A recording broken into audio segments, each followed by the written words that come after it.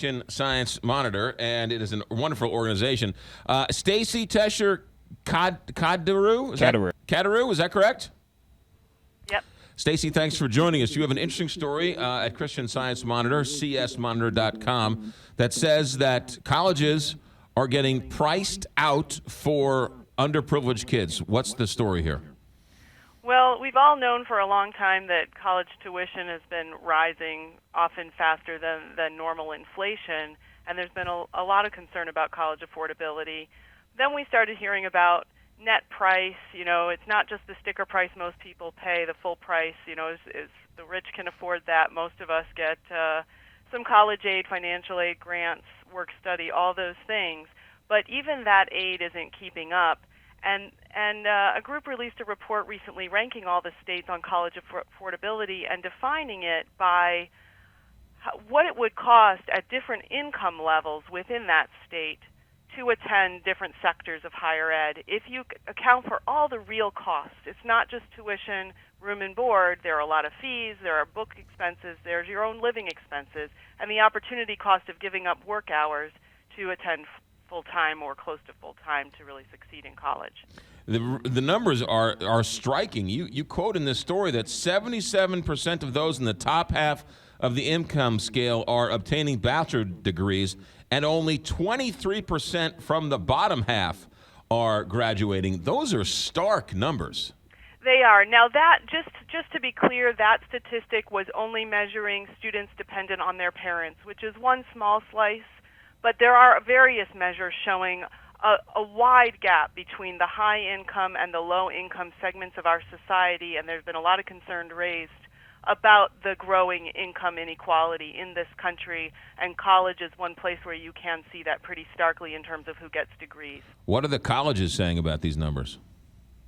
The colleges are making their best effort to, some colleges at least. There are for-profits out there that aren't necessarily worried about this, but there are a lot of efforts to try to help low-income students not only access college, because admissions has been challenging sometimes along the way if it's a competitive college.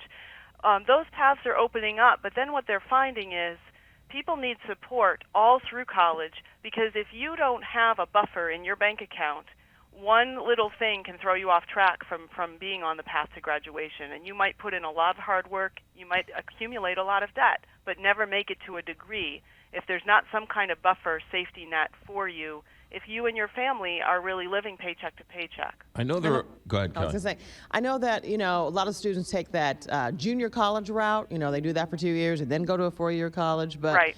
They also face a lot of obstacles, too, just doing that. Yeah, I have a statistic here about Missouri, because I know you guys are in St. Louis. 32% of Missouri undergraduates go to public 2-year colleges.